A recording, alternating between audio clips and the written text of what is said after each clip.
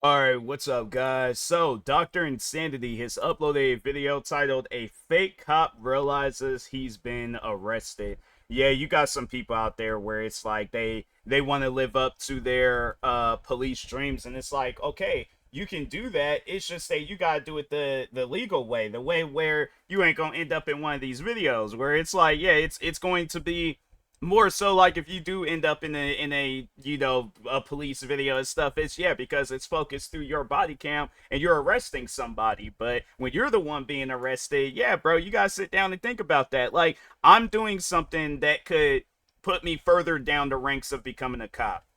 Like, think about it, bro. So, anyways, yeah, let's go ahead and get to this video. Make sure if you guys haven't, go subscribe to Dr. Insanity. And with that being said, Cops are supposed to be here to protect us, but what happens when criminals pretend to be the cops to abuse their power? In this video, we'll cover 3 examples of this, starting with Jackson Jones, who was pulled over after cops received reports of a strange police officer aggressively questioning random people around town. Do you have any weapons in the car or anything like that? Like a gun or anything like that? driving like an official cop car. Like, I mean, I guess it could, but I feel like if there's going to be anybody that's driving a car like this, it's going to probably be what, like a detective or like one of them, like FBI. Like, they drive like cars that's like, it blends in with the normal day-to-day society. But it's like, yeah, if you're, usually cops have their cars. Like, fam, you're driving, this ain't no Domino's. You don't just put like a little light up there and stuff. It's like, oh, okay, like that's an official cop car. It's like, man, come on now. Okay. I'm 19 years old. If this is going to cause problems, the truck's He's over there. 19.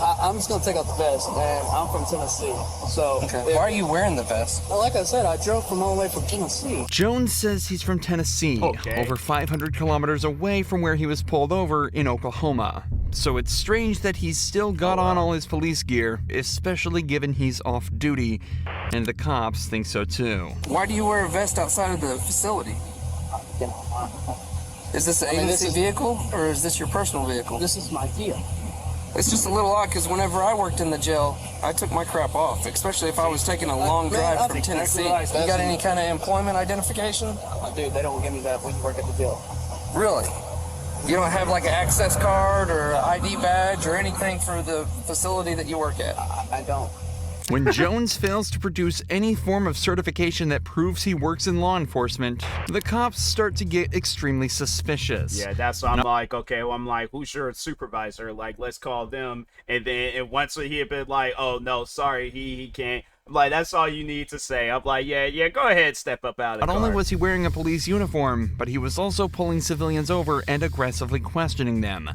The cops know something is up with this guy. They just need to figure out what he's doing and, more importantly, why. And you don't have a gun with you or anything like that? I don't. You can search the car. I don't. You don't mind if I search the car? I don't care. Okay, cool. Step on out if you don't mind. Face the vehicle, I'll just check you for, make sure you don't have any guns or nothing. As Jones steps out of the car, we can see that he is in full police uniform, complete with handcuffs. Even if Jones was a jail worker in Tennessee as he claims, he doesn't have jurisdiction to arrest people in public. All the signs point to something being seriously wrong here. So, given he's been granted permission by Jones, the officer decides to conduct a full search of the vehicle. We'll just check everything out. If everything's good, then we'll go on. People be trying so hard. One empty bottle, one And it's like, and I think it's this. If you, I guess, like, because I think, yeah, there's like the academy process that you have to go through. Maybe there might be some stuff that you gotta go through before and after, but I know there's like that key thing where it's like you gotta go through training to, overall see if you're fit to be a cop.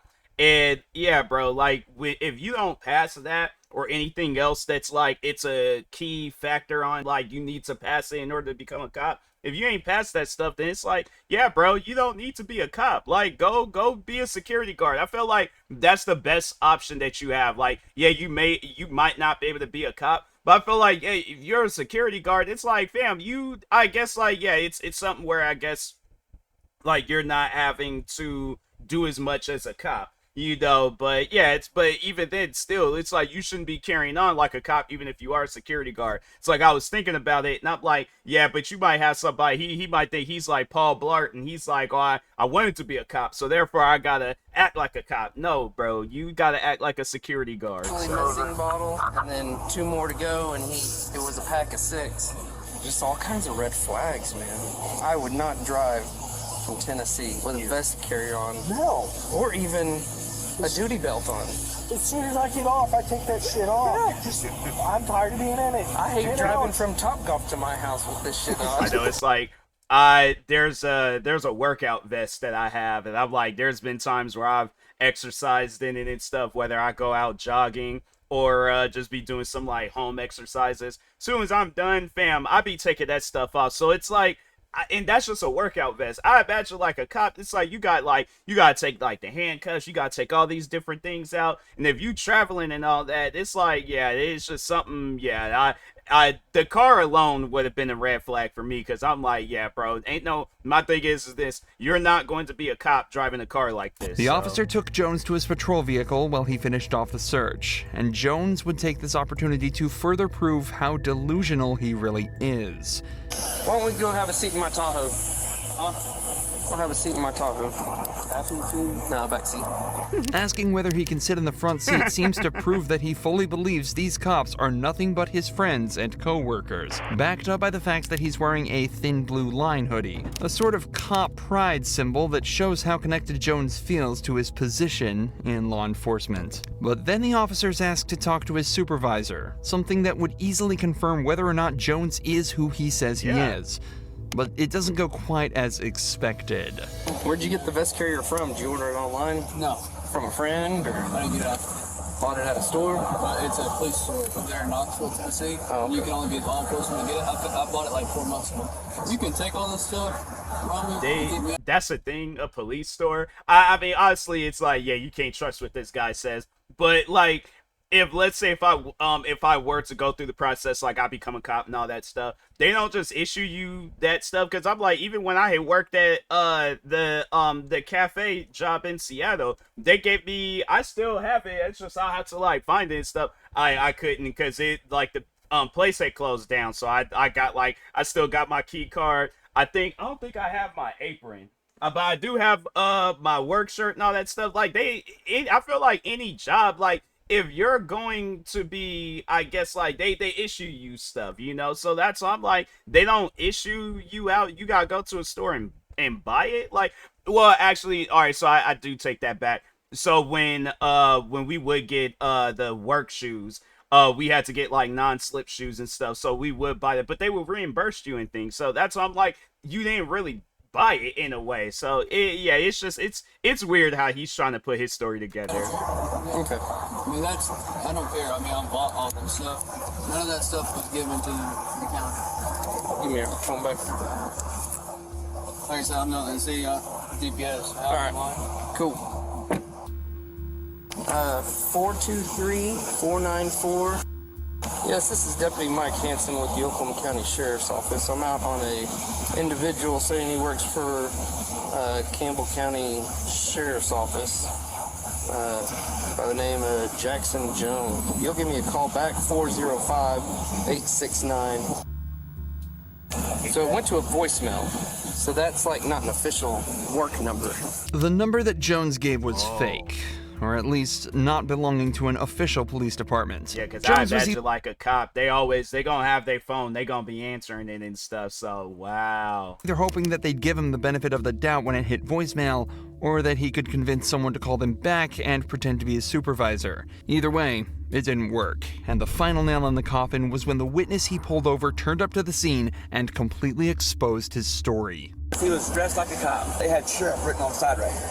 He was sitting in a driveway, and I stared for about 10 minutes and staring at him, and I'm like, what the heck is this guy? It's kind of odd. He's in our neighbor's driveway. He gets out, and I said, can I help you, sir? He's like, well, I was wondering, what was your problem? You were staring at me over in the driveway. And I said, yeah, I was kind of curious who you was. I lived down the road. I was kind of see what was going on. He goes, I'm a undercover cop for Wellston. Well, I got a call. I got to let you go. And then he left. And then when he left, he came towards the Turnpike Bridge. and he took the U-E and was trying to pull another car. He was trying to flash his lights at him.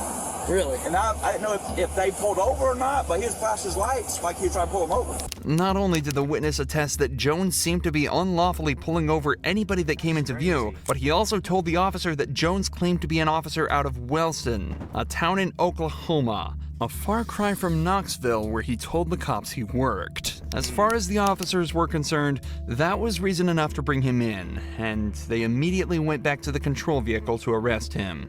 Yeah, that is one thing I learned from the last video I reacted to, where it was those three guys pretending to be a cop. If you did get a chance to see that video, but if not, interesting video, you know. But yeah, I think that's the thing though. Like once when the victim says like you said that you were a cop, then yeah, then you're pretty much going to jail for impersonating an officer. I guess like if the victim wasn't there, then I think still though, like they would arrest you like just based off of the evidence. But yeah, once when the victim says like, yeah, he told me that he was a cop, of undercover cop, patrolling cop, whatever type of cop, like yeah, bro, you are gonna get arrested behind that. All right. Turn around, face the other way. Put your hands behind your back. You're under arrest for impersonating law enforcement, all right? And then you also have a charge for transporting an open container. The penalty for impersonating a police officer is between 1 and 3 years jail time, and he'll likely be facing a small fine from the open container charge as well. But most importantly, Jones is now off the street. The only reason someone like him would ever impersonate a police officer is simply because they enjoy the position of power and authority it gives them. If someone is willing to lie in such a brazen way to obtain that power, who knows what they're willing to do with that power? And that was exactly the problem police found with Daniel Nelson. Police found him next to a fully outfitted vehicle that heavily resembled a cop car, complete with lights and emblems claiming that it was in fact a local police vehicle. Nelson claims that he patrols as a police officer for a church, helping out homeless people by checking on them and ensuring they're not in danger. But the cops felt as though something was off. Then I walked This guy's on. He gave me his card, but see if you can try to grab a VIN on it for me while I'm talking to him. He works for a church. There's no plate on it. I just noticed. I mean, I noticed before after you talked to me that there was no plate on it, but he's got a dog in there. Just be aware. If y'all here, something happened. Oh, I'm here on a separate entity. I'm not a part of that. Oh, but something happened because you say it's a dude. Yeah, I'm here for something else, probably. Yeah, but I'm just saying. They're their own. Nelson says that he was called out to look for a homeless person that was possibly in crisis. But after talking to the guy, he decides that everything's fine and heads out. But before he goes, the cop asks for his date of birth, claiming they just want his information to take down for their list of local officers, not from the official police department. In reality, though, the cops used his name and date of birth to run his information and find his address so they could investigate further the next day.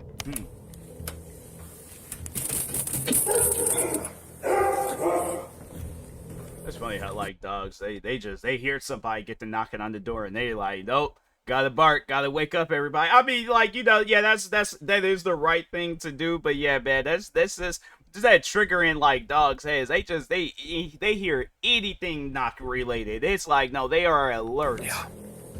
Like, fun playtime is over. I'm like, I gotta see what's going on at this door. I could hear him in there talking to his dogs. That's crazy though. That is like a decked out Despite the fact that nobody answered the door, the fake police car was outside the house, the dogs were home, and they could hear him inside talking to the dogs. Above all that, it was 6 in the morning. The cops were almost 100% certain Nelson was inside, but refused to answer to the cops. However, the police definitely didn't expect what happened next. Later that day, Nelson turned himself in at the police station.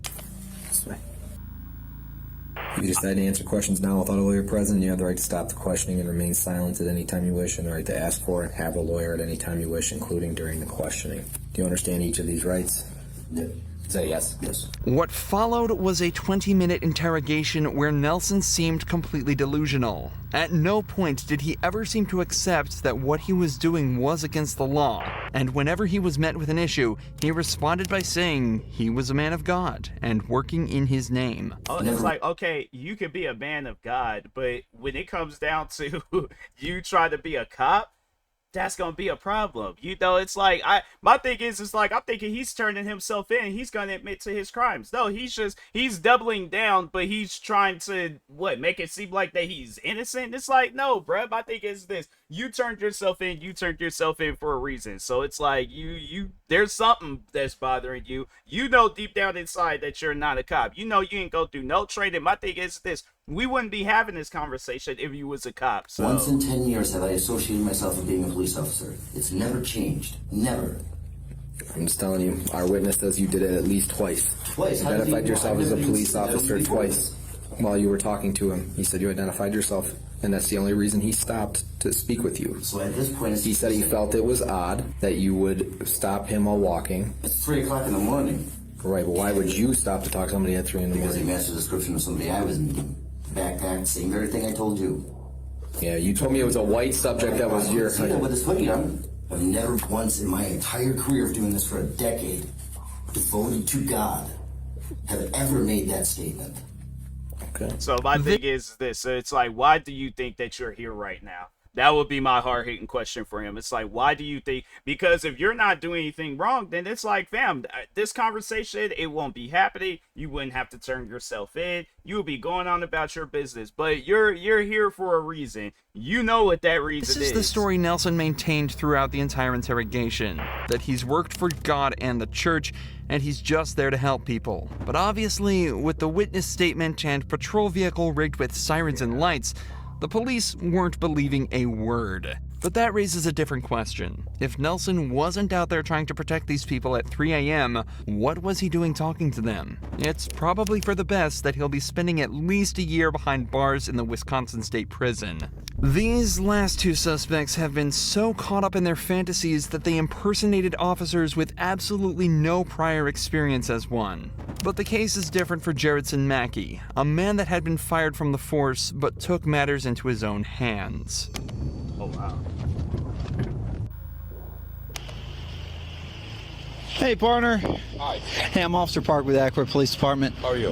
The only reason why I'm pulling you over, I guess y'all were, well, that's my chief of police right there. He saw y'all go around traffic. He was trying to figure out who y'all are with or what was going on. The cops had seen Mackey flash his lights and go around traffic, something that real cops aren't allowed to do, let alone those in suspicious-looking vehicles that aren't even registered with the police force. Yeah, I'm an off-duty hero operator.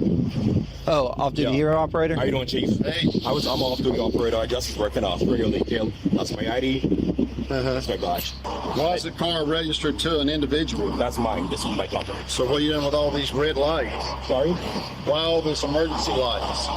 And did I see you using emergency lights to pull out into traffic on Lake Ackworth Drive? Oh, no, because I couldn't get through, Chief. You notice? That's a standstill. So I flashed the lights so people could see me that I was trying to get in the line. Who do you work for? This is my company. I'm an off-duty hero operator. This is my company. So like me, you're impersonating a police officer. Oh, no, sir. I'm not impersonating, sir.